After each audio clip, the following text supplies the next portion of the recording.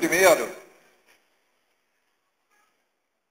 dizer que a nossa vinda aqui em São José do Rio Preto já teve um objetivo fundamental cumprido, que é fazer com que os poderes constituídos e a sociedade civil rio-pretana se reunissem. Essa é uma questão fundamental. Na quinta-feira, que é o dia que a CPI se reúne, de 9 às 16 horas, fazendo as oitivas, ouvindo os secretários e diretores de entidades do Estado e da iniciativa privada, os deputados Marcos Vinícius,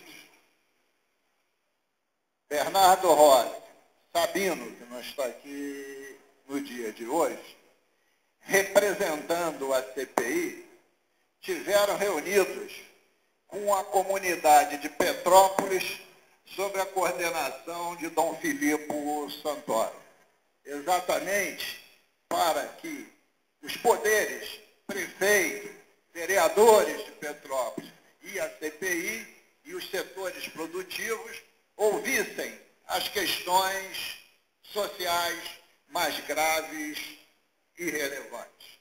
Então, essa prática da sociedade se organizar e demandar é uma prática cristã, democrática e profundamente útil. 2. É necessário que nós entendamos o que cabe de responsabilidade a cada um. O prefeito de uma cidade é o chefe do poder executivo, eleito pelo povo.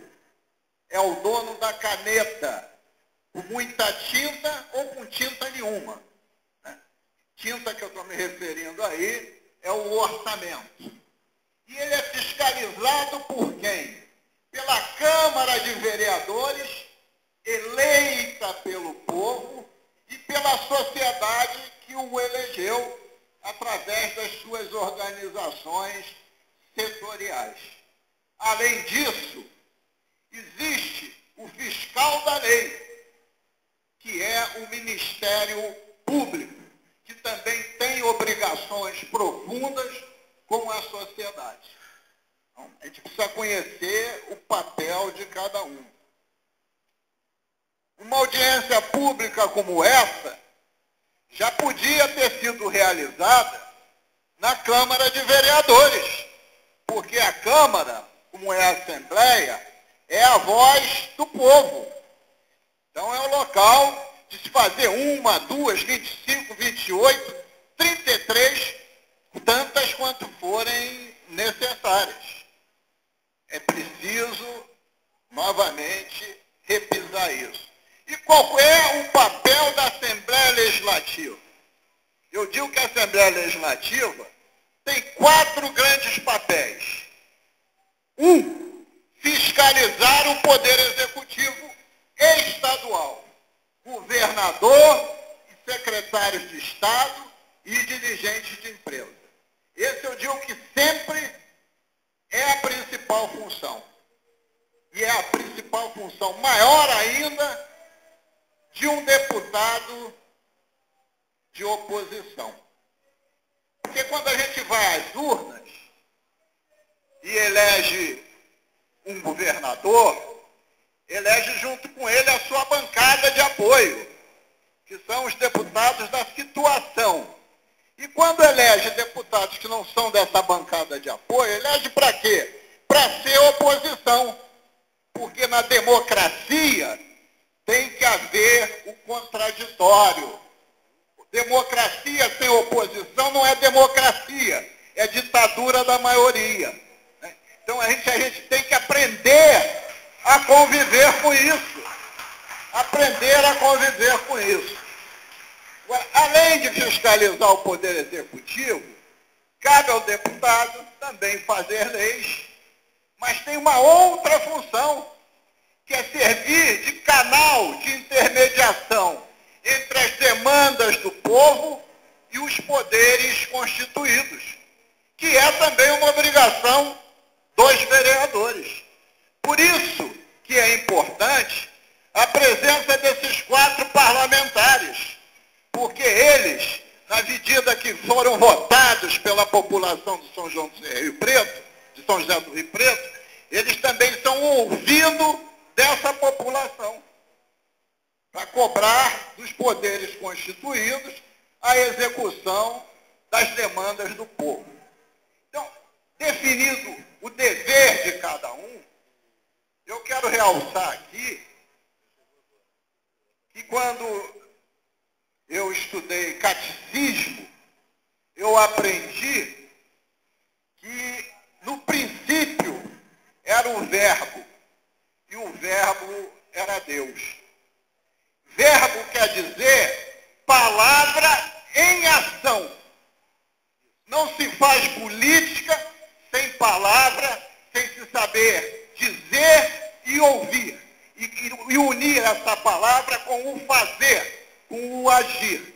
Então, discutir, debater, fazer contraditório e posteriormente agir é da política, é da vida e do início dos tempos.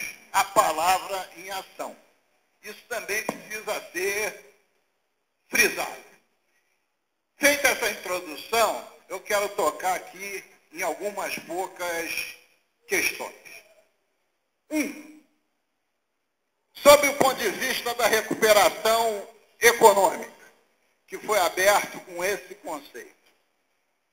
Não há como se trabalhar em um município sem se pensar na recuperação econômica, que é ela que gera emprego e renda.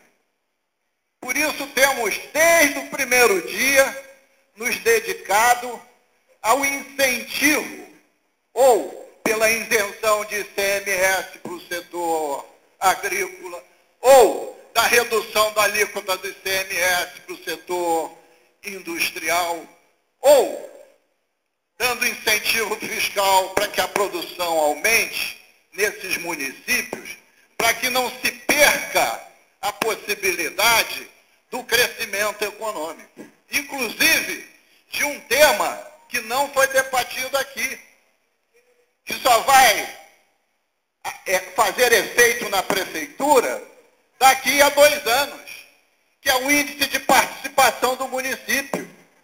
Porque o índice de participação do município, que você vai ter daqui a 2 anos, é o de 2011. E com a produção afetada, o IPM do município vai cair. E nós queremos garantir que o IPM de 2013 nunca seja inferior ao IPM de 2010. Essa é uma questão também importante, pelo reflexo do futuro. Então, todas essas demandas do setor produtivo, nós temos trabalhado, encaminhado e estamos pensando ainda numa série de outras. Por isso, já agendamos também, essa quinta-feira vai estar o secretário de Planejamento e na outra quinta vai estar o secretário de Fazenda. Exatamente para a gente fechar essas cobranças e continuar-se o atendimento. Nós já conseguimos, e o cavalheiro, desculpe que eu não sei os nomes, o senhor colocou essa questão, a questão do crédito tributário, a gente já incluiu numa outra lei a hipótese do Estado processar os créditos tributários pretéritos, porque pela lei federal ele não pode fazê-lo. Mas temos essa abertura numa lei estadual específica. E se ele pode compensar créditos tributários pretéritos, ele também pode compensar os atuais. Então vamos levar essa questão ao secretário de Fazenda. 2. O Estado fez uma divisão. Não estou aqui julgando se é boa ou se é ruim. A EMOP, dizia isso, senhor prefeito, vai cuidar das estabilidades das encostas, seja margem de rio ou não. A CEMOP vai cuidar de demolir e indenizar as casas na área de risco, desde que sejam proprietários que não sejam donos do terreno, só do imóvel. E a Secretaria de Obras, isto é, o doutor Vicente Loureiro, coordenando, vai cuidar da produção de novas habitações. Os prefeitos escolhem os terrenos, o prefeito ou a própria secretaria faz as sondagens e a topografia e o projeto dos prédios, que em geral de 4 pavimentos, com 4 por andar, 16 imóveis por prédio. Então essa divisão é importante saber, para saber quem é responsável por quem. E o DR é responsável pela RJ 134 e qualquer ponte que esteja em rodovia estadual. E o presidente do DR vai estar nessa CPI também, na quinta-feira próxima, às 11 horas. E a questão da RJ 134 vai ser colocada especificamente para ele.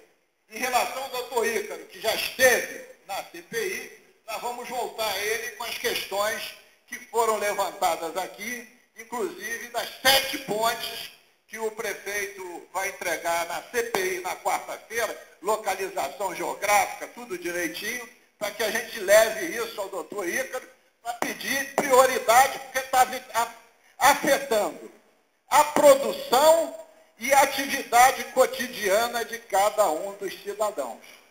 Então, o que eu estou querendo dizer que esta reunião aqui para a gente não é infrutífera, ao contrário, porque a gente só pode lutar por aquilo que nós temos conhecimento.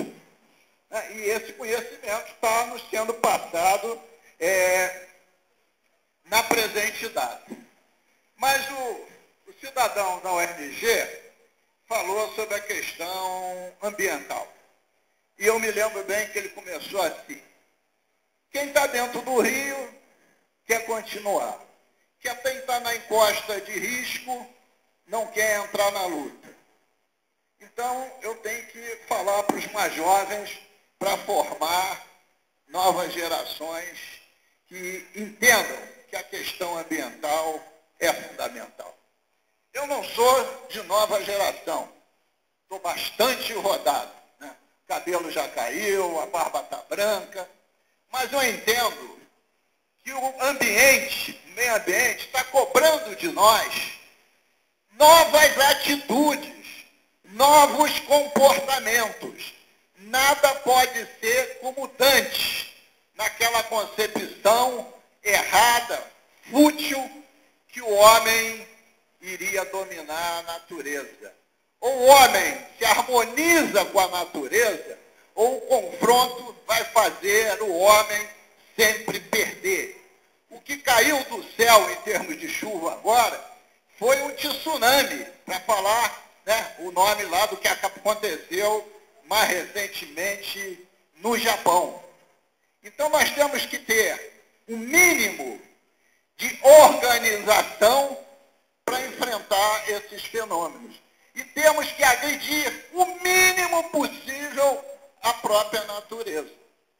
Então, ter um sistema de defesa civil é fundamental. E hoje, as prefeituras, sem exceção, estou falando sem exceção, não tem sistema de defesa civil. Tem alguns poucos heróis da defesa civil. Porque o sistema de defesa civil, ele começa desde a prevenção, do alerta, até as ações treinadas e continuadas, caso o evento desastre ocorra. E isso só faz com muito treinamento e modificando a cultura. A legislação, existe leis muito rígidas. O que não existe é o cumprimento das leis. Daqui para frente, os poderes constituídos que pecarem por omissão ou por participação têm que ser responsabilizados. Isto é, têm que responder nos tribunais por crime de responsabilidade. E quando estou falando dos poderes constituídos, estou incluindo poder legislativo a qual eu pertenço. Porque muitas vezes é fácil deixar o cidadão construir numa área de risco. Pode render 2, 3 votos, mas depois vai custar muitas vidas. E quem é o responsável? Todos que são do poder construir, que viram aquilo acontecer e nada fazerem, são responsáveis. Então, essas atitudes têm que mudar. O cidadão colocou a questão específica, que aqui é gritante, dos imóveis que estão construídos na calha do rio. Olha só, um rio, e vocês conhecem tão bem quanto eu, ele tem a sua calha. O que é a calha do rio? É onde o rio corre na maioria dos dias do ano. Passa ano, entra ano, o rio está correndo ali. É a sua calha. Mas em determinados momentos, com as chuvas mais fortes, o rio transporta, o rio sai da sua calha. Então, aquela área que o rio sai da sua calha não pode ser construída. Por quê? Porque em algum dia aquela população vai sofrer. Então, no meu entendimento, quem teve já a casa destruída não pode voltar para a calha do rio. Quem teve a casa abalada não pode voltar para a calha do rio. Tem que se congelar essas áreas. A cidade tem que crescer em outras direções, função do estudo, de um plano diretor, das vocações. Mas não pode ficar dentro do rio. E aquelas que já estão e não foram abaladas, elas não podem ampliar, não podem fazer novos anexos ou puxadinhos. Tem que manter-se até que haja um determinado momento que se possa ter algo de igual qualidade para quem está aqui, lá. Tem que ser assim, porque senão a gente vai chorar as perdas e as mortes. E nós não podemos achar que isso é justo. Porque muitas vezes a gente se sensibiliza por um momento e depois as perdas são muito mais significativas. E tentando concluir. Quando há uma calamidade pública, se faz um decreto de calamidade pública, por quê? Porque o decreto de calamidade pública dá ao prefeito e ao governador diversos poderes extraordinários de passar por cima de algumas leis. Por exemplo, se eu estou em calamidade pública, eu sou secretário de obras numa cidade, tem um imóvel particular caindo, eu não quero saber se é particular ou não, eu entro lá e faço o escoramento. Eu estou em calamidade pública. Tem um equipamento de um cidadão parado no quintal que eu posso utilizar, eu requisito esse equipamento. Não preciso pedir licença, é calamidade pública. Eu quero comprar 2.000 tijolos, eu não licito.